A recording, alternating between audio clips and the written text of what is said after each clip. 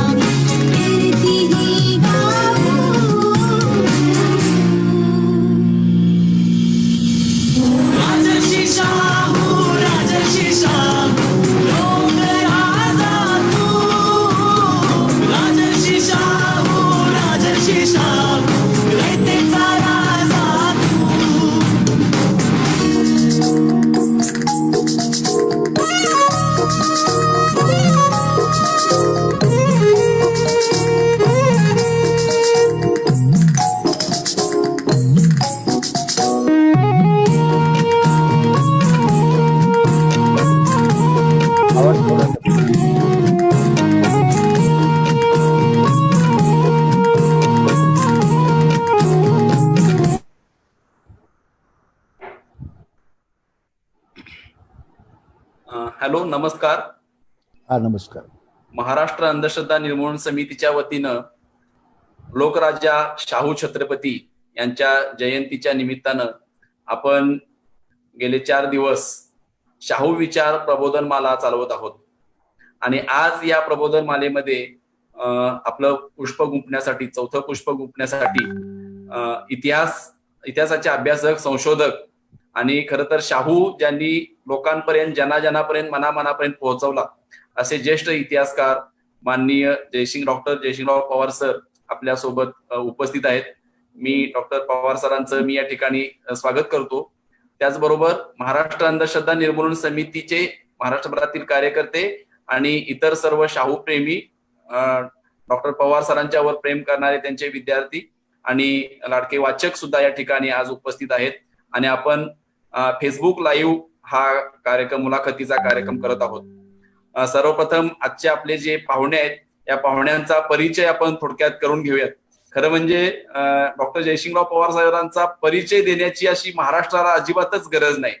आज शाहू ज्यांनी घराघरापर्यंत पोहोचवला असे डॉक्टर पवार सर आपल्या सोबत आहेत. आणि शाहूंच्या दूरदृष्टीच्या, शाहूंसारखा जो राजा आहे असा राजा आपल्या सर्वांपर्यंत पोहोचवण्याचे काम ज्यांनी केले असे डॉक्टर पवार सर आहेत. खरं म्हणजे 1964 साली विद्यापीठात शिकत असताना त्यांनी MA मध्ये प्रथम येऊन आपल्या बुद्धीची चुणूक या ठिकाणी दाखवली होती राजाराम कॉलेजमध्ये. त्यानंतर 1982 ला त्यांनी शिवाजी विद्यापीठात PhD केली आणि शिवाजी विद्यापीठाचे पहिले कुलगुरू डॉक्टर आप्पासाहेब पवार यांच्या बरोबर त्यांच्या मार्गदर्शनाखाली शिवाजी विद्यापीठामध्ये मराठा इतिहास या विभागात कागदपत्रांचं वेगळं संशोधन त्यांनी केलेलं आहे. याचे अनेक त्या संशोधनपर पुस्तकं सुद्धा त्यांनी प्रकाशित केलेली आहेत. प्राध्यापक म्हणून काम करत असताना 3 दशकांहून अधिक काळाचा त्यांचा अनुभव आहे आणि महाविद्यालयीन विद्यार्थ्यांसाठीची 20 पेक्षा अधिक क्रमिक पुस्तकं महाराष्ट्रातल्या वेगवेगळ्या विद्यापीठांच्या मध्ये डॉक्टर पवार सरांची आजपर्यंत आपल्याला पाहायला मिळालेले आहेत. हा सगळा अध्यापनाचा आणि लेखनाचा सगळा व्याप सांभाळत असताना त्यांनी एकूण इतिहासाचं संशोधन करण्याचं काम सातत्यानं, अव्याहतपणे आणि चिकाटीपूर्वक सुरू ठेवलेलं आहे. यामध्ये त्यांचे 40 इतिहास विषयक ग्रंथ, विशेषतः महाराणी ताराबाई असतील, सेनापती संताजी घोरपडे असतील किंवा मराठी शाही पूर्ण जे आहे त्याचा इतिहास असेल, आणि सगळ्यात महत्वाचं जे काम त्यांचं आहे ते राजर्षी शाहू आणि लेखनाचा जो ग्रंथ आज वेगवेगळ्या भाषांमध्ये 3 खंडामध्ये असणारा हा ग्रंथ वेगवेगळ्या 14 भाषांमध्ये अनुवादित करण्याचा आज प्रकल्प जो आहे तो सुरू आहे. अनेक त्यातल्या भाषांचा अनुवाद हा पूर्ण झालेला आहे. हा खरं तर एक मराठी माणूस म्हणून आपल्या सर्वांसाठी, म्हणजे शाहूंचे अनुयायी म्हणून आपल्या सर्वांसाठी अभिमानाचा क्षण आहे. आणि डॉक्टर पवार सरांचं वाचक म्हणून सुद्धा आपल्याला ही एक सन्मानाची बाब आहे की त्यांनी लिहिलेला हा शाहू स्मारक ग्रंथ जो आहे तो 14 भाषांमध्ये अनुवादित होतोय. 1992 साली महाराष्ट्र इतिहास प्रबोधिनीची स्थापना करण्यामध्ये संस्थापक संचालक म्हणून डॉक्टर पवार सरांनी या ठिकाणी काम केलेलं आहे. आणि कोल्हापूरमध्ये शाहू संशोधन केंद्राची स्थापना 2007 पासून करून 2007 पासून हे त्याचं काम करत आहेत. डॉक्टर सरांनी लिहिलेला राजर्षी शाहू छत्रपती जीवन व कार्य हा जो ग्रंथ आहे 250-250 पानांचा साधारण, तर या पुस्तकाचं विमोचन जे आहे, प्रकाशन आहे, ते तत्कालीन राष्ट्रपती माननीय प्रतिभाताई पाटील यांच्या हस्ते झालं आणि एक उत्कृष्ट संशोधन ग्रंथ म्हणून प्रतिभाताईंनी या ग्रंथाचं कौतुक केलं होतं. मग अशी मी सांगितल्याप्रमाणे 20 इतिहासाच्या याच्यावरची अशी पुस्तकं, एकूण संशोधनाचं 40 ग्रंथ त्यांचे प्रकाशित आहेत. महाराष्ट्रभरामध्ये इतिहास या विषयाला अनुसरून आणि संशोधनाला, सामाजिक क्षेत्रातल्या संशोधनाला अनुसरून वेगवेगळे जे पुरस्कार दिले जातात, असे त्यांच्या ग्रंथांना आणि व्यक्तिशः त्यांना मिळालेले असे कित्येक पुरस्कार आहेत. त्यामध्ये कोल्हापूर भूषण सारखा मानाचा समजणारा पुरस्कार आहे, शिवाजी विद्यापीठातर्फे दिला जाणारा गुणवंत शिक्षक पुरस्कार सुद्धा आहे, जिजामाता विद्वत गौरव पुरस्कार आहे किंवा फुले आंबेडकर साहित्य पुरस्कार आहे. असे अनेक पुरस्कार, सगळ्या पुरस्कारांची यादी इथं आपण वाचत बसलो तर बराच वेळ जाईल, परंतु पुरस्कार हे त्यांच्या कार्याचा गौरव आहे आणि ज्या व्यक्तीला त्यांनी समोर ठेवून आपलं संशोधनाचं काम पूर्ण केलं आहे, त्या शाहूराजांच्या जन्मदिनाच्या पूर्वसंध्येला आपण या शाहूराजांच्या अभ्यासकांची मुलाखत आपण या ठिकाणी घेतो आहोत. पुन्हा एकदा मी आपल्या सर्वांचं स्वागत करतो. पवार सर, नमस्कार. नमस्कार. आपण मुलाखतीला सुरुवात करूया सर. होय. हो. सगळ्यात पहिल्यांदा मी आपले धन्यवाद व्यक्त करतो की आपण इतक्या मोठ्या प्रमाणात इतिहासाचं संशोधन इतिहासातलं करून लपलेले शाहू महाराज आम्हा सर्वांसमोर तुम्ही आणून दिलेले आहेत आणि आपला जो काही हा महत्वाचा ठेवा आहे तो नव्या पिढीसमोर जात आहे. परंतु मुलाखतीला सुरुवात करत असताना मला एक प्रश्न आपल्याला विचारावासा वाटतो की आपण एकूणच आपल्या देशाचा जर इतिहास बघितला तर अनेक राजे आपल्या देशामध्ये होऊन गेलेले आहेत आणि त्या राजांपैकी कदाचित हाताची बोटं ही जास्त होतील इतकेच काही राजे हे लोकहिताचा कारभार करणारे राजे म्हणून आपल्याला माहिती आहेत. त्यामध्ये आपल्या शिवाजी राजांचं नाव येतं, संभाजी राजांचं नाव येतं आणि शाहू महाराजांचं. की अशा प्रकारचे एक महान कार्य त्यांच्या हातून जे झालं त्याला कोणीतरी प्रेरक असला पाहिजे आणि असा प्रेरक असल्याशिवाय एवढं मोठं काम होऊ शकणार नाही. मी काय ह्या सिद्धांताला मी फारसा अंतिम नाही. माझं स्वतःच असं मत आहे की जे महापुरुष होऊन गेले त्यांच्यासारखी सभोवतालची परिस्थिती अनेकांना लाभली. सगळे महापुरुष होऊ शकले नाहीत.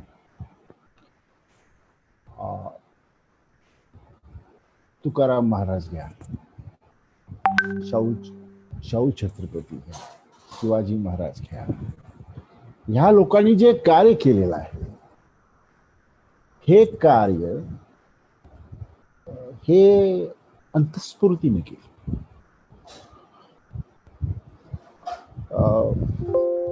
अगदी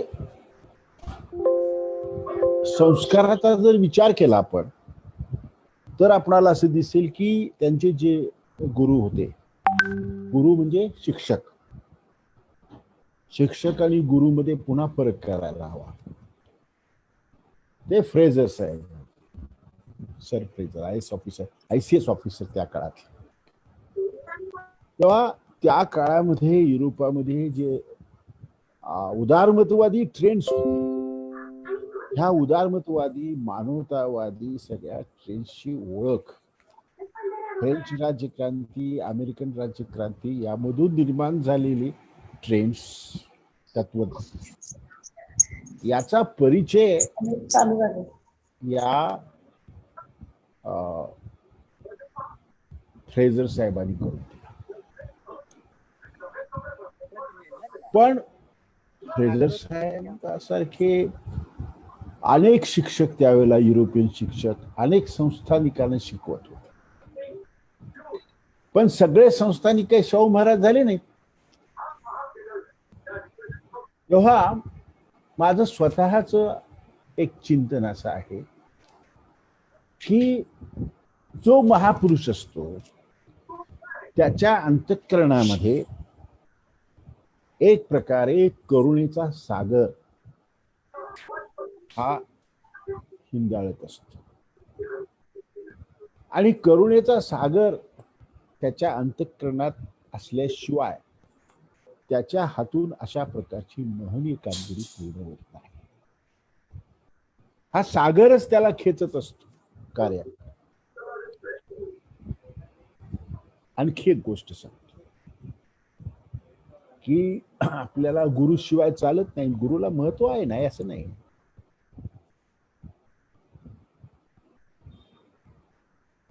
शाहू महाराजांनी या प्रश्नाचं उत्तर दिलेलं आहे आणि त्यामध्ये त्यांनी असं म्हटलेलं आहे की माझे गुरु दोन आहेत. एक इतिहास आणि दुसरा अनुभव. पहा की अशा प्रकारे माझे गुरु गेले 2000 वर्षांचा इतिहास आहे. तो विषमतेचा इतिहास आहे,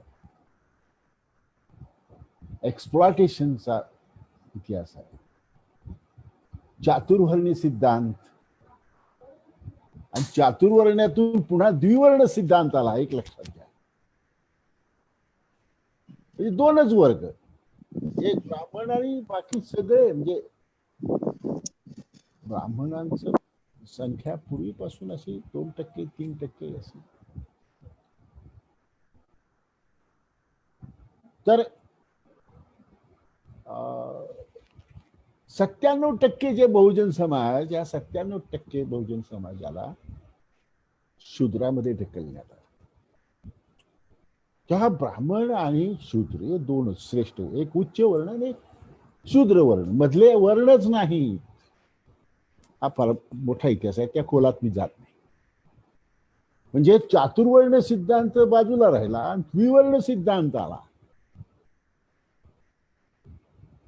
माणसाला माणूस म्हणून ओळखायला पाहिजे, त्याला माणूस म्हणून त्याला ट्रीटमेंट दिली पाहिजे.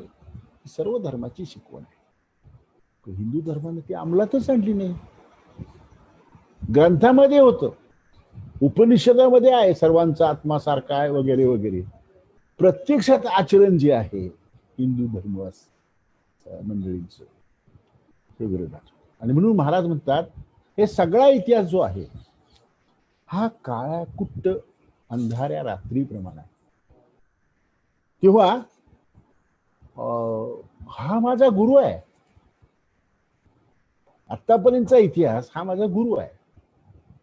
आणि दुसरा गुरु आहे म्हणजे प्रत्यक्ष स्वानुभव. स्वानुभव जो शाहू महाराजांना प्रत्यक्ष व्यवहार करत असताना जे अनुभव आले ते अनुभव शाहू महाराजांनी गुरुच्या ठिकाणी मांडले.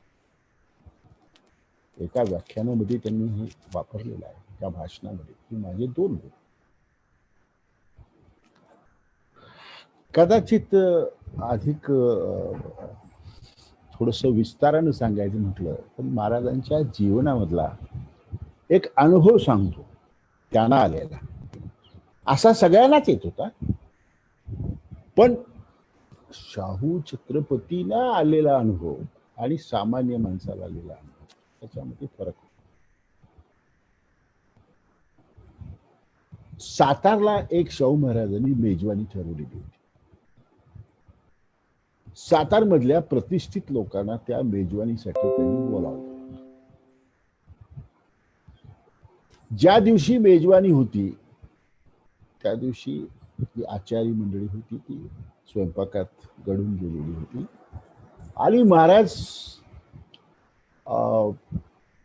आंघोळ वगैरे करून टॉवेल तसाच लावून लुंगी लावून स्वयंपाकाची तयारी कुठपर्यंत आली आहे हे बघण्यासाठी उघडे बंब तसेच तिथे गेले स्वयंपाक घरामध्ये. तर तो आचारी हा धावत धावत आला, ज्याला आपण काय म्हणतो स्वयंपाक करणारा स्वयंपाकी किंवा आणि म्हणाला की महाराज, मुजरा केला त्यानं, म्हणाला महाराज तिथेच थांबा, पुढे येऊ नका, कारण तुम्ही पुढे आलात तर शिवाशिव होईल आणि सगळाच घोटाळा होईल. ही कथा भाई माधवराव बागलानी शाहू महाराजांच्या आठवणी या छोटेखानी पुस्तकामध्ये, बॅरिस्टर केळवळकर हे कोल्हापुरामध्ये मोठं घराणं, कृष्णाबाई केळवकर, बॅरिस्टर केळवकर, यशवंतराव केळवकर ही फार मोठी माणसं होऊन गेली. बॅरिस्टर केळवकर ज्यांनी ह्याची स्थापना केली, BT कॉलेज, लॉ कॉलेज, तर हे शाहू महाराजांच्याकडे नेहमी जाणाऱ्या येणाऱ्यापैकी, आणि एका बैठकीमध्ये शाहू महाराज म्हणाले, केळवळकर, अरे मला महारमांगांच्या झोपडीमध्ये जाऊन तिथं त्यांच्याबरोबर जेवण करावं असं वाटतं, भोजन घ्यावं असं वाटतं. केळवळकर म्हणाले, महाराज असं काय घडलं की तुम्हाला असं वाटावं? आणि मग काय घडलं हे केळवकरांना शाहू महाराजांनी सांगितलं, आणि ती आठवण केळवकरांनी माधवराव बागलांना सांगितली, आणि माधवराव बागलांनी ती आमच्यासाठी 1950च्या या छोटेखानी ग्रंथामध्ये नमूद करून ठेवले. माधवराव बागलांनी बॅरिस्टर केळवकरांसारखी मंडळी काही खोटं बोलणार. त्या कथेचा पुढचा भाग महत्वाचा आहे, त्या आठवणीचा. आणि ह्या पुढच्या भागामध्ये शाहू महाराज म्हणतात, अरे केळवकर, ज्या आचार्याने मला सांगितलं की पुढे येऊ नका, त्याच्या हातामध्ये एक गलेलट्ट बोखा होता, आणि त्याला तो कुरवाळत होता त्या बोक्याला. मी मागं फिरलो नाही, मी काय बोललो नाही, पण विचार कर, त्या बोक्यापेक्षा सुद्धा माझी प्रतिष्ठा, माझं स्थान, माझा दर्जा हा कमी झाला, कमी त्याच्या लेखी आहे. म्हणजे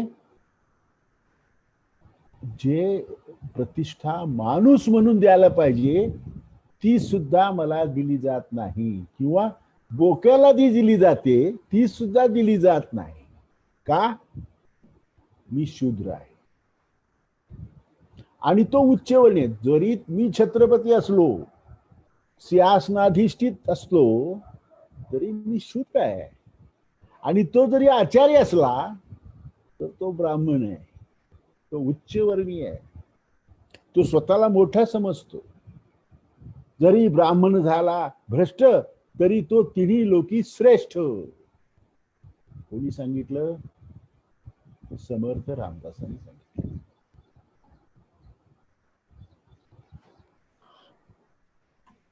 हा जो अनुभव आहे हा महाराजांच्या मधलं क्रांती तत्व जे आहे ते जाग करणार. ते म्हणतात, अरे ही माझी अवस्था, तर महारवांग लोकांची काय? तर माणूस म्हणून कसपटा समाज, माणूस म्हणून सुद्धा नाही. महाराजांचं साधं मागणं आहे, फुल्यांचं साधं मागणं आहे, डॉक्टर आंबेडकरांचं साधं मागणं आहे की आम्हाला तुम्ही माणूस म्हणून ट्रीट करा. आम्हाला तुम्ही हिंदू धर्माचे अवयव समजता ना, मग आम्ही जर हिंदू आहोत तर आम्हाला तिथं देवळामध्ये प्रवेश मिळाला पाहिजे, माणूस म्हणून आणि हिंदू म्हणून. ही मागणी आहे. तेव्हा यातून महाराजांना प्रेरणा मिळाली, आणि स्वतः महाराजांनी सांगितलं की मग मी कशातून शिकू. अनुभव हा सर्वात स्वानुभव, अनुभव म्हणण्यापेक्षा स्वानुभव.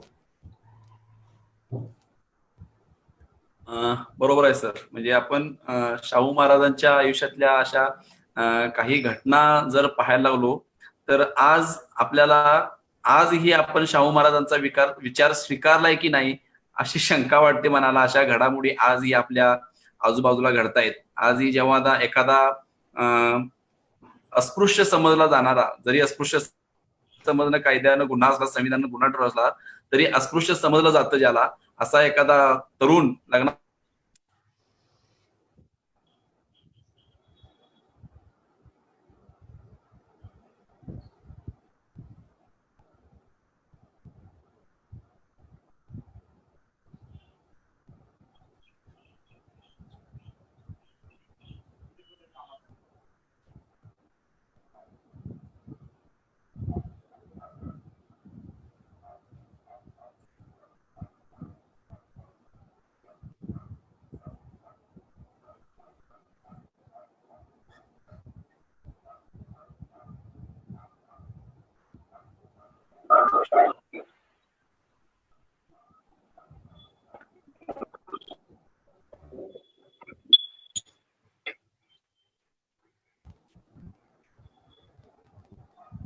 आवाज येतोय सर मध्ये?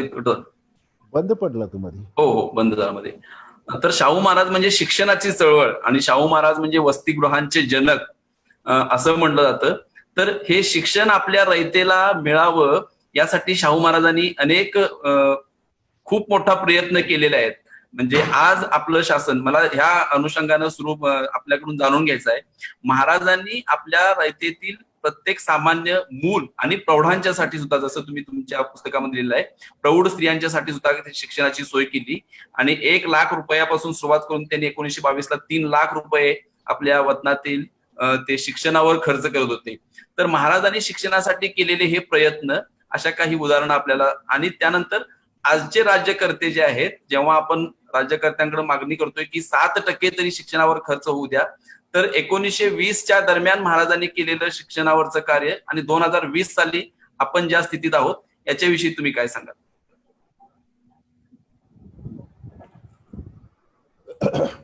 आजचं शासन हे शिक्षणासाठी काही करत नाही असं नकारात्मक भूमिका घेणारा मी माणूस नाही आहे. शासन खूप करत आहे, शासनाची धोरणं चांगली आहेत, पण राबवणारे जे लोक आहेत ह्या लोकांची मनोभूमिका ती धोरणं राबवण्याची नाही आहे. विना अनुदान तत्वावर जेव्हा या महाराष्ट्रामध्ये शिक्षण संस्था काढल्या गेल्या आणि तुम्हाला कल्पना आहे की अनेक सम्राट निर्माण, आपण असं म्हणू शकतो का की शाहू महाराजांचं कार्य त्यांनी पुढे चालवलं? लोक हसतील आम्हाला. शाहू महाराजांनी असं केलं नाही. शाहू महाराजांनी सगळ्यांना समान शिक्षण दिलं त्यावेळी जे काही उपलब्ध असेल, आणि मुळात शाहू महाराजांनी तळागाळातल्या लोकांचा विचार केला प्रत्येक वेळेला. आणि आजचं शासन हे वरच्या स्तरातल्या लोकांचा विचार करत आहे. अगदीच एक काम चालू आहेत, नाही असं नाही, कोट्यावधी रुपये खर्च केले जातात, परंतु हे कोणावर खर्च होत आहेत? तर वरच्या स्तरावर खर्च होत आहेत. आज तुम्ही वास्तविक तुम्ही ज्या शिक्षण संस्था चालवायला पाहिजे त्या तुम्ही न करता सरकारचं काम आहे. शिक्षण देणं हे सरकारचं काम आहे. शाहू महाराजांनी ते प्रिन्सिपल स्वीकारलं की हे शासनकर्त्याचं काम आहे. त्याच्या बरोबर उलट आजचं सरकार वाटतं की शिक्षण घेणं हे जनतेचं काम आहे. हा केवढा फरक आहे. भाई शाहू महाराजांचं काम खालपासून वरपर्यंत आहे आणि आजच्या शिक्षण सम्राट किंवा शासनकर्ते, आणि बरेचसे शिक्षण सम्राट शासनकर्तेच आहेत, त्यांचे सगळं सहकार महर्षी सारखं झालंय सगळं, ते वरून खाली आहे. पहिला विचार त्यांचा होतो. म्हणजे आज जर आपण पाहिलं तर खाजगी शिक्षण संस्थेमध्ये गुणवत्तेला स्थान आहे का? पैशाला महत्व. तो पैसा सामान्य माणूस गुणवान, जरी एखादा शेतकरी गुणवान आहे, मुलगा गुणवान आहे, गुणवत्ता आहे, तो आपल्या मुलाला शिकवू शकेल. पण एखादा डॉक्टर, याची कोट्यावधी रुपयाची त्याची ही आहे, प्रॅक्टिस आहे, महिन्याला तो 5-10 कोटी रुपये सहज देऊ शकतो थर्ड क्लास मध्ये आलेल्या मुलासाठी. आता ही जी विकृती शिरली ना, ही विकृती तुम्हाला शाहू महाराजांच्या काळामध्ये दिसणार. शाहू महाराजांनी पहिला विचार गरिबांचा केला की गरिबाची मुलं शिकली पाहिजे. मला असं वाटतं की शाहू फुले आंबेडकरांचा आपण वारसा सांगतोय, शासन सांगतोय, तर त्याच्यामध्ये पहिला विचार हा गरिबांचा व्हायला पाहिजे. ज्यांच्याकडे साधनं नाही आहेत पण गुणवत्ता आहे, अशा मुलांच्यासाठी तुम्ही काय करता? काढा ना तुम्ही मेडिकल कॉलेजेस. शाहू महाराजांची तळमळ जी आहे ती सामान्यातल्या सामान्य माणसासाठी आहे. तेव्हा त्यावेळी शाहू महाराज 1 लाख रुपये खर्च करत होते, नंतर 3 लाखापर्यंत हा खर्च आला. आज 3 लाख काय वाटणार नाही हो. प्राध्यापकाला लाखभर पगार. मला काय त्याबद्दल बोलायचं नाही, पण शाहू महाराजांच्या 1 लाखाला कमी लेखू नका. कारण त्या काळामध्ये ब्रिटिश सरकार, मुंबई इलाख्याचं बजेट काय होतं प्रायमरी शाळेचं, तुम्हाला आश्चर्य वाटेल की त्या काळातलं मुंबई इलाख्याचं कच्छ काठेवाडपासून जो धारवाड पर्यंत पसरलेला होता, त्या इलाख्याचं प्राथमिक शिक्षणाचं बजेट प्रिन्सिपल C.R. तावडे यांच्या लेखातला हा उल्लेख आहे, फक्त 80,000 रुपये. म्हणजे ब्रिटिश सरकार जेव्हा इलाख्यासाठी 80,000 रुपये खर्च करत होतं, त्यावेळेला हा आमचा राजा 1 लाख रुपये खर्च करत होता. 4.5-5%, 6% जवळजवळ बजेटचा खर्च हा शिक्षणावर करतो. आज आम्ही करतो का जवळ? तर ही तफावत माझ्यासारख्याला दिसते, कारण परिस्थिती बदललेली आहे, प्रश्नच नाही.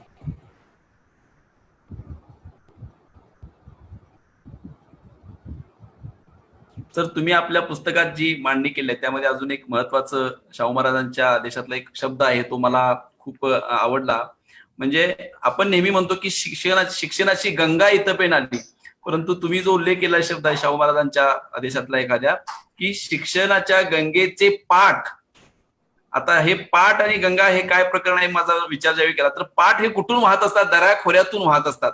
त्या अर्थानं शाहू महाराजांनी शिक्षण हे अगदी दऱ्याखोऱ्यातल्या आपल्या बांधवांसाठी, रयतेसाठी त्यांनी केलेलं पाहायला मिळतं. विशेषतः उच्च शिक्षण आणि प्राथमिक शिक्षण यामध्ये सुद्धा त्यांनी जे प्राधान्य दिलेलं आहे ते प्राधान्य प्राथमिक शिक्षणाला. जिथं प्राथमिक शिक्षणाचीच पाया बांधलेला नाही तिथं उच्च शिक्षणावर खर्च करून तरी काय उपयोग आहे, अशी भूमिका. आणि 1917 पासून ते 1922 पर्यंत जे उच्च शिक्षित सुद्धा होऊन पुढे आलेले ब्राह्मणेतर विद्यार्थी आहेत, ही संख्या अनेक पटीने वाढलेली पाहायला मिळते. तर अर्थातच शाहू जयंतीच्या पार्श्वभूमीवर आपण आपल्या सर्वांच्याकडून पण अशी अपेक्षा व्यक्त करायला पाहिजे, शासनाकडे त्यासाठी मागणी करण्याची, की हा जो शिक्षणाप्रतीचा जो दृष्टिकोन आहे, विशेषतः 20 पटाखालच्या शाळा बंद करण्याचं धोरण ज्यावेळी शासन राबवू पाहतंय, अशा वेळी पाड्यापाड्यावर आणि गावागावात, वाडी वस्तीवर 300-400 लोकसंख्येचं गाव असणाऱ्या वस्तीवर सुद्धा शाळा झाली पाहिजे, यासाठी धडपडणारा शाहू राजा. आणि 300 वस्तीच्या गावात 20 पेक्षा कमी मुलं आहेत म्हणून शाळा बंद करू पाहणारी सरकार, ह्यासाठी आपण हा विचार खरं म्हणजे तुम्ही जो मांडलाय तो शाहू राजांचा महत्वाचा आहे. शाहू राजांची दुसरी एक महत्वाची जी काही देणगी आपल्या सर्वांना आहे, आपल्याला माहिती आहे काही वर्षापूर्वी, जो गेल्या 3-4 वर्षापूर्वी दुष्काळ पडला होता आणि आम्हा कोल्हापूरकरांना खरं म्हणजे तो दुष्काळ जाणवलाच नाही. आणि हा दुष्काळ न जाणवण्याची जी काही देणगी आम्हाला आहे ती आमच्या शाहू राजाने दिली. मग त्यामध्ये धरणापासून असेल किंवा शेतीचा एकूण सुजलाम सुफलाम कोल्हापूर संस्थान करण्यासाठी जे आहेत, तर ते शाहू महाराजांनी शेती क्षेत्रामध्ये एक मोठं काम केलेलं आहे. त्याच्याविषयी सुद्धा आम्हाला जाणून घ्यायला आवडेल की त्या दृष्टीनं शाहू महाराजांची धोरणं काय होती. आणि अर्थातच आजच्या सत्ताधाऱ्यांसाठी, मग ते फक्त सत्ताधारी म्हणताना आपण राज्य किंवा केंद्र म्हणत नाही, अगदी ग्रामपंचायतीपासून ते लोकसभेपर्यंतचे जे जे कोणी सत्ताधारी आहेत, तर त्या सत्ताधीशांसाठी शाहू महाराज कसे मार्गदर्शक ठरू शकतात आणि या सत्ताधीशांनी कशी शाहू महाराजांचं अनुकरण केलं पाहिजे याविषयी आपण काय विवेचन कराल सर? शाहू महाराजांनी 2-3 क्षेत्रामध्ये अधिक जाणीवपूर्वक लक्ष घातलेलं आहे. त्यातलं एक शिक्षण, आणि तो सर्व सुधारणाची गुरुकिल्ली शिक्षण आहे. अज्ञान जर नाहीसे करायचं, आणि सर्व सर्व अवनीत कारण अज्ञान, आणि अज्ञान जर नष्ट करायचं झालं तर शिक्षणाशिवाय पर्याय नाही. ही भूमिका फुल्यांच्या पासून डॉक्टर आंबेडकरांच्या पर्यंत आहे. शाहू महाराज तर आहेत.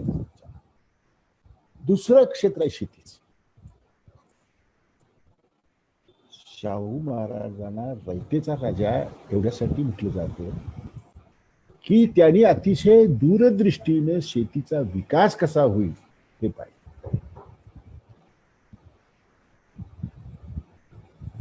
जवळजवळ 21 तलाव त्यांनी आपल्या संस्थानामध्ये निर्माण केले. 20 तलाव. पण एका इंग्रज अधिकाऱ्यानं लिहिताना ते म्हणतात, मी समाधानी नाही त्याच्यात. मला असा एक तलाव निर्माण करायचा आहे, असं मोठं धरण निर्माण करायचं आहे की या देशातलं सर्वात मोठं धरण. आणि म्हणून त्यांनी राधानगरी धरण सुरू केलं. आता ह्या राजाला काय आवश्यकता नाही ना या सगळ्या गोष्टीची. सुखात नांदू शकले असते ते. आणि ते करताना जो पत्रव्यवहार झालाय तो जर आपण पाहिलं तर असं दिसेल की काही अधिकारी, काही तज्ञ म्हणतात की या ठिकाणी धरण नाही उपयोगाचं. काही लोक म्हणतात की या ठिकाणी धरण होऊ शकतं. महाराज म्हणतात मी आता कोणाचं ऐकू. आणि शेवटी त्यांनी युरोपियन तज्ञांचं मत घेतलं आणि महाराजांनी धोका पत्करून राधानगरी धरणाचा पाया घातला. हा पाया घातला, ज्या धरणाचा पाया घातला त्या धरणाविषयी शाहू महाराजांचा विचार काय होता? शेतकऱ्याच्या कल्याणाचा विचार होता. आणि म्हणून ते काय म्हणतात, राधानगरी धरण हे माझं जीवित कर्तव्य आहे. जीवित कर्तव्य. It's my mission. हे मिशन त्यांना घेण्याची काय गरज आहे? पण त्याला त्या काळामध्ये एवढ्याशा छोट्याशा संस्थानानं राधानगरी सारखं धरण, शाहू महाराजांच्या शब्दात सांगायचं म्हटलं तर ग्रेटेस्ट डॅम इन इंडिया घ्यावं. भव्य दिव्य महापुरुषच आहे होतो. तो काही साधं सुद्धा लुंगे सुद्धा गोष्टी घेतच नाही हातात. भारतामधलं सर्वात मोठं. विचार करा, हा राजा जर दिल्लीचा राजा झाला असता, हिंदुस्थानचा राजा झाला असता, तर त्याने हिंदुस्थान किती पुढे नेला असता. एका जिल्ह्या एवढं राज्य आहे हो, की त्यात किती किती गोष्टी तो करतोय, किती गोष्टी करतोय. जर त्यांनी राधानगरी डॅम, भाकरा नांगल सारखं डॅम त्यांनी मागत बांधला असता. 14 वर्षापर्यंत सगळं शिक्षण त्यांनी त्याच वेळेला मोफत केलं असतं सर्व भारतीयांचं. दुसरी गोष्ट लक्षात ठेवा की हा माणूस रात्रंदिवस रयतेच्या कल्याणाचा विचार करतो. तुमचे जे प्रश्न आहेत ते अगदी सरळ सरळ सोट आहेत. मी जरा त्याला थोडस हे करतो, जरा त्याला फाटे फोडतो. जी गोष्ट आता शिक्षण म्हणा, शेती म्हणा, कार्य सगळ्या लोकांना माहित आहे. पण महाराजांची बारीक दृष्टी कशी आहे आपल्याला माहिती आहे की शाहू महाराजांनी इथं चहाचे मळे लावले, रबराचे मळे लावले. हा प्रयोगशील राजा आहे, शेतीमधला प्रयोगशील. स्वतः तो अनेक प्रयोग करतोय. रबराचे प्लांट्स लावले, कॉफी, मसाल्याचे पदार्थ जर केरळमध्ये होतात, सह्याद्री, आमचाही सह्याद्रीच आहे, तिथे जसा पाऊस पडतो तसा आमच्या इथेही पाऊस पडतो. माझं म्हणणं असं आहे की शाहूनी हे सगळे प्रयोग यशस्वी केले. चहाचे मळे पिकवले. पन्हाळा टी नंबर 4 हा सर्व संस्थानिकांचा आवडता चहा झाला. सयाजीराव गायकवाड हे पन्हाळा टी शिवाय दुसरा चहा पित नसत. इतका उत्तम प्रतीचा चहा कोल्हापूर संस्थानामध्ये सुरू केला. माझं म्हणणं पुढं असं आहे की हे आम्ही टिकवलं का? महाराष्ट्र गव्हर्नमेंट विचार आज करत नाही? तर शाहू महाराजांच्या काळामध्ये जर tea plantation, rubber plantation successful झालं, तर तुम्ही आता लोकशाहीच्या काळामध्ये कोट्यावधी रुपयांची संपत्ती, तुमच्या साधन संपत्ती तुमच्या हातामध्ये असताना तुम्ही ती का करता? दुसरी गोष्ट, शेतकऱ्यांनी जोडधंदे केले पाहिजे. हा विचार अलीकडचा आहे बरं का. स्वातंत्र्योत्तर काळामधला लोकशाही सरकारमध्ये निर्माण झालेला हा विचार शाहूंनी त्या काळात केलाय. शाहू महाराजांनी त्या काळामध्ये मधुमक्षिका पालन उद्योग सुरू करायची कल्पना स्वीकारली. कसं काय या माणसाच्या लक्षात आलं? आज कॉमन आहे मधुमक्षिका पालन, एक इंडस्ट्री म्हणून आजही केलं जात नाहीये. शाहू महाराजांच्या डोक्यामध्ये इंडस्ट्री म्हणून ते करायचं.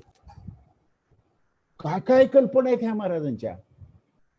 एक क्षेत्र घेतलं तर तिथं अनेक प्रयोग करायची ती तयारी आहे. अनेक प्रयोग करतोय तो. म्हणून आता पहा, बी इंडस्ट्री जी आहे ही संपूर्ण देशात कुठेही केली जात नव्हती. महाराजांना असं समजलं की कलकत्त्याला एक इन्स्टिट्यूट आहे, तिथं मधुमक्षिका पालनचं ट्रेनिंग दिलं जातं. महाराजांनी आपली माणसं तिथं पाठवली. ती तिथं गेल्यानंतर समजलं की ती बंद पडलेली आहे. महाराज म्हणाले, त्यावरचे ग्रंथ घेऊन या, त्याचा अभ्यास करा आणि सह्याद्रीच्या त्या ह्याच्यामधले पठारी प्रदेशामध्ये हा उद्योग सुरू करा. कोणी सांगितले ह्या सगळ्या गोष्टी करायला? शेतकऱ्याला जोडधंदा असला पाहिजे. ज्या गोष्टी आजही आम्ही करू शकत नाही, त्या गोष्टी त्या काळामध्ये शाहूराजांनी केल्या. तेव्हा शेतीच्या विकासाच्या संदर्भात जर पाहिलं तर लोकांना आश्चर्य होते. लातूर सारख्या ठिकाणी वॅगन्स मधून पाणी पुरवलं गेलं, त्यावेळेला आम्ही दिवसातून 3 वेळा गार पाण्याने. सर, आवाज तुमचा येत नाही. म्यूट झालाय वाटतं. म्यूट. येतोय आवाज येतोय. हॅलो दीदी, इकडे येतोय आवाज येतोय. कृष्णात आवाज येणं बघ जरा. हे म्यूट झालं. येतोय सर, आवाज येतोय. सरांचा येतोय कृष्णा. हा सर, बोला. येतोय.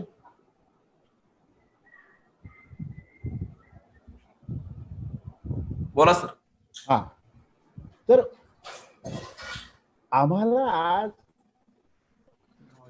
आज आम्हाला शाहूचे आम्ही वारसदार आहोत. आज आम्हाला शाहूंच्या विचाराची केव्हा नव्हती तेवढी गरज आज आहे. अखिल भारताला त्याची गरज आहे. हा दूरदृष्टीचा राजा आहे. फार फार पुढं पाहतो. मी परवा एकाला सांगितलं की आज तुम्हाला जे साखर कारखाने दिसत आहेत सगळ्या महाराष्ट्रामध्ये, या साखर कारखान्याचं पहिलं स्वप्न जर कुणी पाहिलं असेल तर ते शाहू महाराज आहेत. मृत्यूपूर्वी मुरगुडचा तलाव त्याचं उद्घाटन करण्यासाठी शाहू महाराज केलेले आहेत. आणि त्या उद्घाटनाच्या भाषणामध्ये शाहू महाराज म्हणते आहेत की उद्या या ठिकाणी ऊसाचे मळे फुलले जातील आणि काही दिवसांनी या ठिकाणी साखर कारखाना तिथंच नाही तर अनेक ठिकाणी साखर कारखाने झाले. त्याचं कारण शाहू महाराजांचं तिथलं पाणी, या सगळ्या गोष्टी शाहू महाराजांनी 100 वर्षापूर्वी पाहिल्या.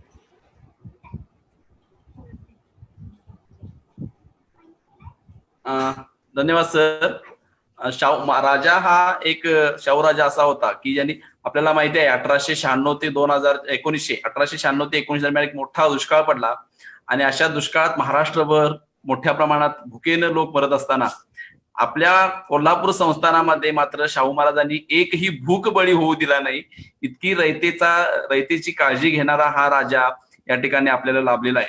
आणि ही काळजी अर्थातच त्यांनी शेती क्षेत्रामध्ये सुद्धा वेगवेगळे प्रयोग करून, स्वतः शेतामध्ये वेगवेगळे प्रयोग करून काही नवीन दिशादर्शन केलेलं आहे, जे आज आपण पुढे चालू ठेवण्याची गरज आहे. शाहू महाराजांनी कोल्हापूरला एक नवी ओळख जी पुन्हा एकदा मिळवून दिलेली आहे. वेगवेगळ्या क्षेत्रात त्यांनी वेगवेगळे खरं म्हणजे शिखर वाटावे असे काही प्रयत्न केलेले आहेत. आणि तसाच आणखी एक त्यांचा मोठा प्रयत्न म्हणजे उद्योजकतेचा विकास ज्या पद्धतीनं केला. कोल्हापूर संस्थानामध्ये वेगवेगळ्या प्रकारचे उद्योग आणणं, त्या उद्योगांचा विकास करणं आणि लोकांना रोजगार मिळवून देणं आणि उद्योगात पण वेगवेगळे प्रयोग करणं, या अर्थानं सुद्धा मोठे प्रयोग शाहू महाराजांनी केलेले आहेत. तर त्याच्याविषयी आपण काय सांगाल?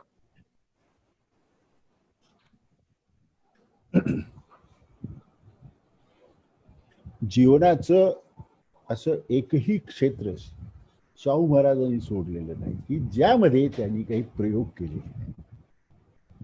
अचंबा वाटावा असं सगळं जीवन चरित्र त्यांचं आहे. उद्योगधंद्याच्या क्षेत्रामध्ये एक ठळक ढळढळीत असं ठसीव असं कार्य म्हणजे शाहू निर्मिती. आणि ही निर्मिती करण्यापाठीमागची भूमिका शाहू महाराजांनी शाहू मिलच्या स्थापनेच्या वेळेला, दसऱ्याचा दिवस होता तो, त्यावेळेला त्यांनी केलेलं जे भाषण आहे ते अतिशय महत्वाचं भाषण, की त्या भाषणामध्ये ते म्हणतात की आज सीमोल्लंघनाचा दिवस आहे. आता हातामध्ये तलवारी घेऊन घोड्यावर मान टाकून सीमा ओलांडण्याची गरज राहिलेली नाही सुदैवानं. कारण इंग्रज सरकार आपल्याला ते करू देत नाही. आज वेगळ्या प्रकारचं सीमोल्लंघन करायचं आहे. आणि हे सीमोल्लंघन आहे हे निरनिराळे क्षितिज जिंकण्यासाठी आहे. आणि ही क्षितिज म्हणजे निरनिराळ्या उद्योगधंद्याची क्षितिज. शेती हे तर आपण करतच आहोत, पण त्याशिवाय आपण उद्योगधंद्यामध्ये पडायला पाहिजे, आपण व्यापारामध्ये पडायला पाहिजे. आणि म्हणून ते म्हणतात की या ठिकाणी मी कॉटन इंडस्ट्री सुरू करतोय. आणि एक वाक्य फार महत्वाचं आहे की बॉम्बे म्हणजे मुंबई हीच काय कॉटन इंडस्ट्रीची मक्तेदारी नाही आहे. महाराष्ट्रामध्ये दुसरीकडे सुद्धा उद्योगधंदे होऊ शकतात.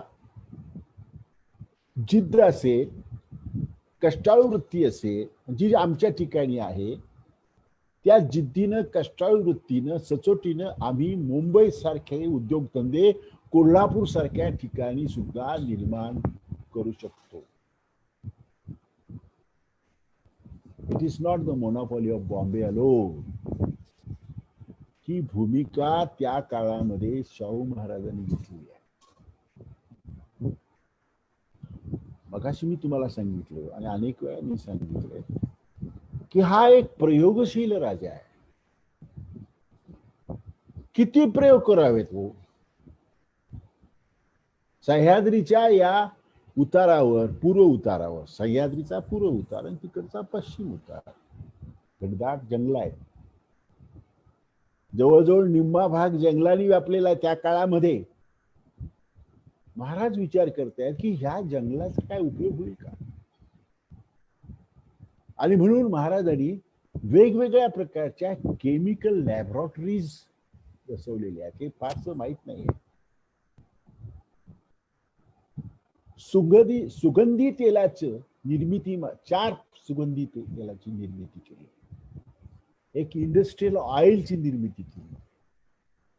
आणि मुंबईला जेव्हा औद्योगिक प्रदर्शन भरलं गेलं त्यावेळेला या 4 सुगंधी तेलांना खास पारितोषिक देण्यात आलं आणि ब्रिटिश सरकारनं गौरवून सांगितलं की अशा प्रकारचा अभिनव प्रयोग हिंदुस्थानात यापूर्वी कोणीही केलेला नाही. तो भारतामधल्या कोल्हापूर संस्थानानं म्हणजे शाहू महाराजांनी केला. काय साधन आहेत आमच्याकडं. किती प्रयोग करतोय हा माणूस. त्याच्यासाठी खास खातं निर्माण केलं. 1902 साली त्या माणसाने, त्या राजाने पब्लिक इरिगेशन पॉलिसी,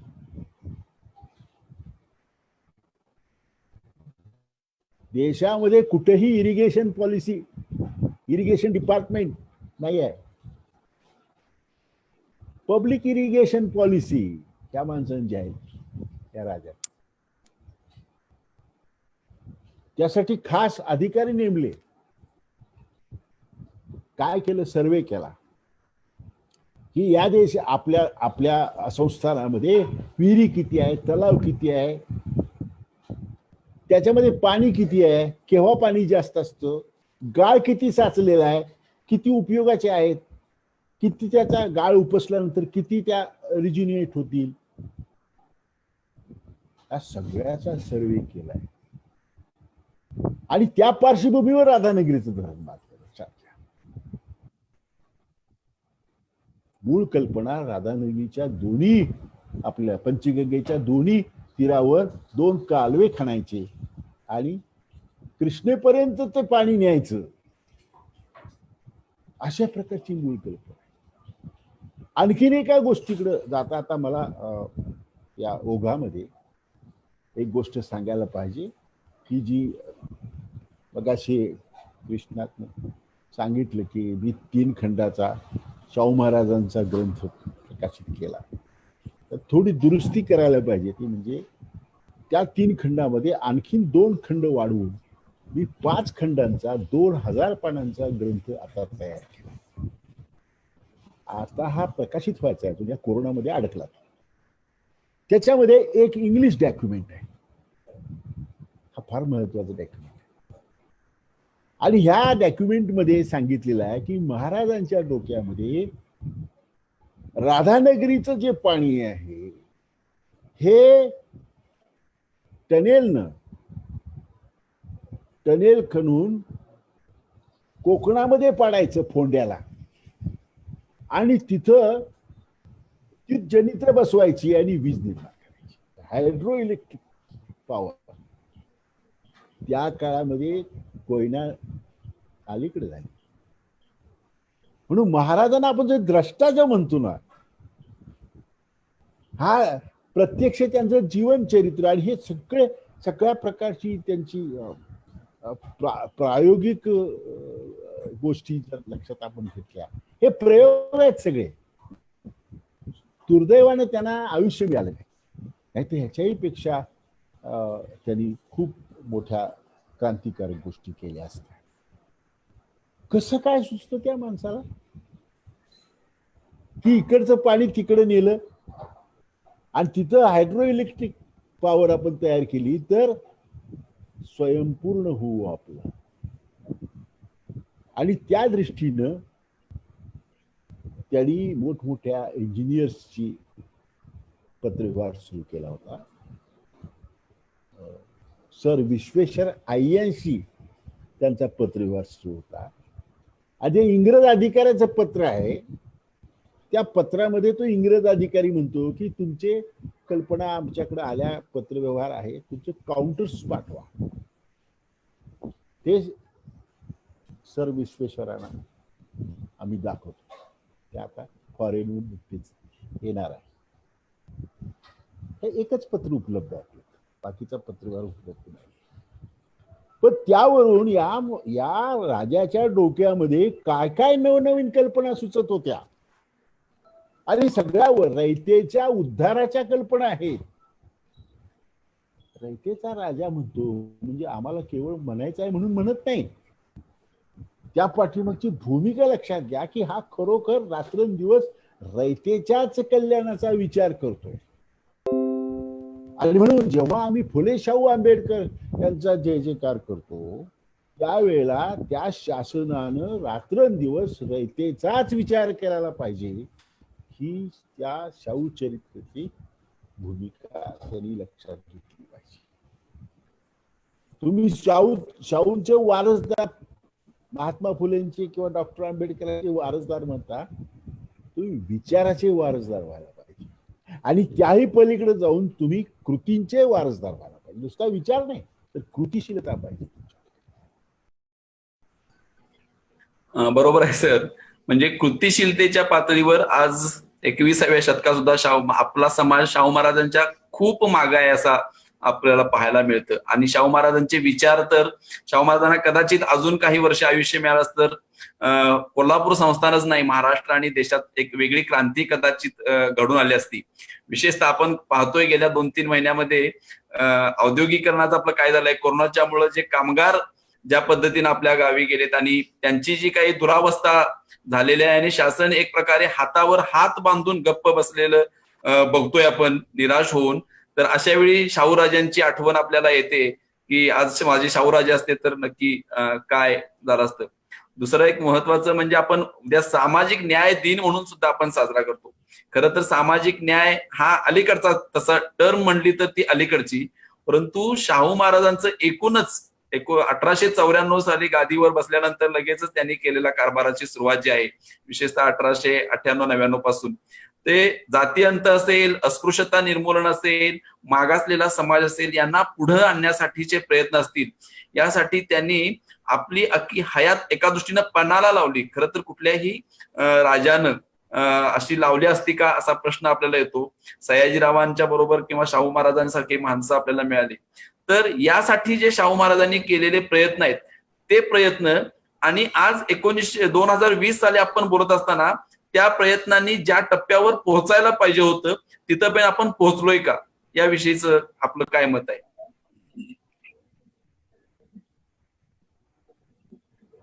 सामाजिक न्याय ही संज्ञा तुम्ही म्हणता त्याप्रमाणे फार अलीकडची आहे.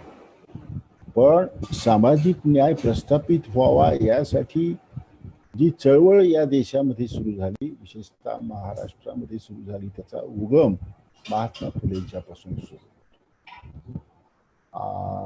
मी तर असं म्हणेन की ते सामाजिक न्यायाचे उद्गाते होते महाराष्ट्राचा किंवा देशाचा सुद्धा विचार करता सामाजिक न्यायाचे उद्गाते. सामाजिक न्याय म्हणजे काय? समता आणि बंधुत्व यावर आधारलेला विचार आणि आचरण. सामाजिक न्यायामध्ये ह्या 2 गोष्टी फार महत्वाच्या आहेत, समता आणि बंधुत्व. नुसती समता म्हणजे विषमता नाही नाट करायची. विषमता, अनेक प्रकारची विषमता लक्षात घ्या. शाहू महाराजांनी केलेले ठळक ठळक गोष्टी, अस्पृश्यता निवारण वगैरे, हे सगळे माहित आहे तुम्हाला, हे आता मी सांगत बसत. जे तुम्हाला माहित असण्याची शक्यता नाही ते मी तुम्हाला सांगतो.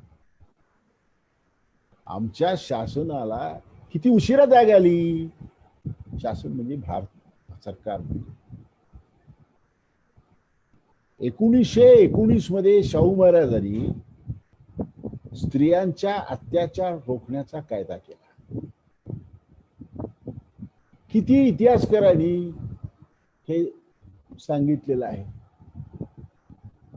तुम्हाला कर्वे माहित आहे, तुम्हाला फुले आहेत स्त्रियांच्या विषयी काम करणार. तुम्ही शाहू महाराज माहित नाही तुम्हाला. उलट स्त्रियांच्या विषयी वेगळ्या पद्धतीने शाहू महाराज सांगितले जात होते. आता बंद झाले ते त्यांची तोंड. एवढं काम शाहू महाराजांचं आहे. बहुजन समाज आता हुशार झाला. त्या काळामध्ये घरगुती अत्याचार जे होत असत, डोमेस्टिक व्हायलन्सचा विचार त्या माणसाने केला. जो विचार करण्यासाठी आम्हाला 2005 साल उजाडावं लागले. डोमेस्टिक व्हायलन्स ऍक्ट हा आम्ही पार्लमेंटनं 2005 साली केला. 6 पासून त्याची अंमलबजावणी ऑन पेपर, मला पुढे सांगायचंय, ऑन पेपर सुरू झाली. प्रत्यक्ष झाली गाव. हे काम मला माझ्या माहितीप्रमाणे मामलेदारकडे सोपवलेलं आहे.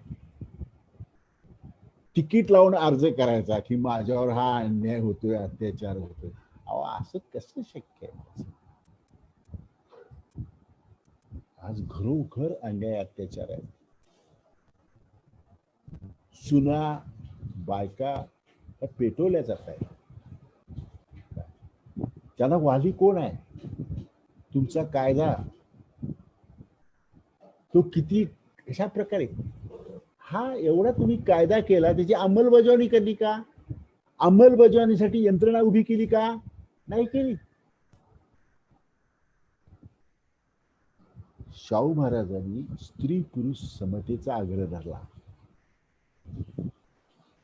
सारखे शाहू महाराजांनी जातीभेद आणि अस्पृश्यता एकच मांडली. ते म्हणाले अस्पृश्यता जातीभेदाचं कुरूप स्वरूप आहे. अस्पृश्यता नको, पण जातीभेद असू दे असं म्हणणारी जे आहेत त्यांच्यावर त्यांनी स्वतः उगारलेला. मूर्ख आहेत. अहो जातीभेद आणि अस्पृश्यता एकच. त्यातूनच अस्पृश्यता निर्माण झाली. हे जर नष्ट करायचं असेल पहिल्यांदा आचरण करायला पाहिजे. गंगाराम कांबळेंची जी कथा सांगितली जाते ते नुसतं सामाजिक न्यायाचं तत्वज्ञान सांगून महाराज थांबले नाहीत. सामाजिक न्यायाचं एक वैशिष्ट्य लक्षात घ्या. सामाजिक न्याय हा फक्त सांगून चालत नाही, तर त्याची अंमलबजावणी करावी लागते. त्याची फलनिष्पत्ती सामाजिक न्यायामध्ये जे एक्सप्लॉयटेशन ज्याचं होतं त्याला त्याची फलनिष्पत्ती, त्याला चांगली त्याला चाखायला पाहिजे. गंगारामवर अन्याय झाला, अत्याचार झाला, सामाजिक न्यायाने त्यांना शाहू महाराजांनी त्यांना उपाय काय केला? त्याला हॉटेल काढून. महाराज तिथं थांबले का? नाही थांबले. महाराजांनी पाहिलं की त्याला त्याच्या गिरायक मिळालं पाहिजे, त्याला लाभ मिळाला पाहिजे. सामाजिक न्यायाचे कायदे केले हो, पण लाभ मिळाला का? शाहू महाराज म्हणाले त्याच्याकडे कोण जातच नाही. इथं पगार मिळत होता, घोड्याचा खरारा करत होता, तो पगार झाला बंद. मी त्याला हॉटेल काढून दिलं, आता उपाशी मरणार. शाहू महाराज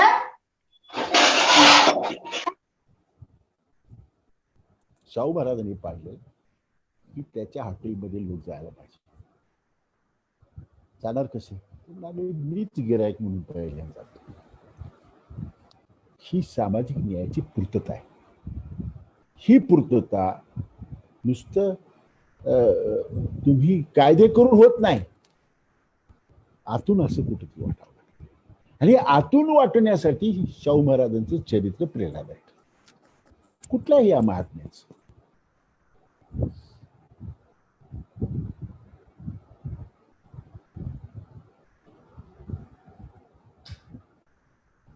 तुम्ही तुमच्या पुस्तकामध्ये तुम्ही तुमच्या पुस्तकामध्ये दिलेलं एक महाराजांचं वाक्य आहे की मी म्हणतो अस्पृश्यांना मनुष्याप्रमाणे वागवल्याशिवाय राजकारण कसे होणार? ज्याला राजकारण करणे आहे त्यांनी मनुष्याला मनुष्याप्रमाणे म्हणजे इतर देशात वागवतात तसे वागवले पाहिजे आणि तसं वागवल्याशिवाय देश कार्य होणार नाही. म्हणजे 20व्या शतकाच्या सुरुवातीला प्रशासक म्हणून, राज्यकर्ता म्हणून उच्चारलेलं हे वाक्य आज 21व्या शतकात सुद्धा आमच्या राज्यकर्त्यांना सांगावं लागावं असं आहे. म्हणजे महिलांच्या शिक्षणाच्या बाबतच्या काही उदाहरणं तुम्ही दिलेलं आहे की अस्पृश्य मानल्या गेलेल्या समाजातून जर काही मुली शिकल्या तर त्या मुलींच्या शिक्षणाबद्दल त्या शिक्षकाला काही जादाची बक्षिशी दिली जायची. गावच्या पाटलाला जबाबदारी दिली होती की तुम्ही जाऊन तिथं किती लोक येतात त्याच्या नोंदी घ्या. हा सामाजिक न्यायाचा विचार कृतीत कसा आणायचा असा आदर्श वस्तुपाठ शाहू राजांनी आपल्याला घालून दिलेला आहे. आजच्या राज्यकर्ते जे प्रत्येक निवडणुकीला फुले शाहू आंबेडकरांचं नाव घेत असतात आणि कृतीमध्ये मात्र या सामाजिक न्यायाच्या दृष्टीनं म्हणजे आता शिष्यवृत्त्या सुद्धा कमी केल्या आहेत. गेले काही वर्ष आपण बघतोय की विद्यार्थ्यांना मिळणाऱ्या शिष्यवृत्त्या ज्यांच्यामुळे विद्यार्थी अनेक शिकायचे त्या कमी केल्या गेल्या. तर मग आपल्याकडे आता जे शाहू महाराजांच्या प्रेरणेतून PC पाटील असतील, कर्मवीर भाऊराव पाटील असतील किंवा असे जे मोठे मोठे लोक घडले ते या समाजातून कसे घडणार हा आपल्या समोर प्रश्न येतो. पुन्हा तुम्ही जो विचार उल्लेख केला त्याला धरून एक पुढचा प्रश्न मला असा सुचतो की धोरणं अनेक मांडली जातात. आज आपल्या सरकारांनी तयार केलेली धोरणं कागदावर वाचली तर आदर्शवत वाटतात, परंतु प्रत्यक्ष कृतीत येत असताना मात्र त्यातल्या काही अंशामध्ये दशांश चिन्हामध्ये असे काही त्याचा भाग आपल्या पर्यंत पोहोचत असतो. शाहू महाराजांनी मात्र प्रत्येक मांडलेलं धोरण पूर्ण करण्यासाठी वेगळ्या अधिकाऱ्याची नेमणूक केली, त्याच्यावर जबाबदारी दिली, त्याला काही बक्षीस सुद्धा जाहीर केल्या. म्हणजे प्रशासक जो असायला पाहिजे, वेगळ्या वेगळ्या कल्पना फक्त असून चालत नाही किंवा इतरांनी वेगळ्या कल्पना मांडून उपयोग नाही, तर त्या करवून घेणारा एक उत्तम प्रशासक असायला पाहिजे. आज आपल्या देशामध्ये अशा उत्तम प्रशासक असणाऱ्या नेत्यांची, मग तो अधिकारी असेल किंवा पदाधिकारी असेल, नेतृत्व करणाऱ्या लोकांची वानवा आहे. यांनी शाहू महाराजांकडून करणं म्हणजे काय घ्यायला पाहिजे असं तुम्हाला वाटतंय?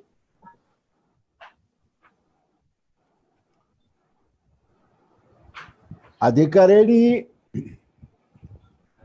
मी नेहमीच अधिकाऱ्यांना सांगत आलेलो आहे, जे काय माझ्या कॉन्टॅक्ट मध्ये आले त्या लोकांना, की आपल्या अधिकाराचा उपयोग जास्तीत जास्त लोकांच्या कल्याणासाठी करा.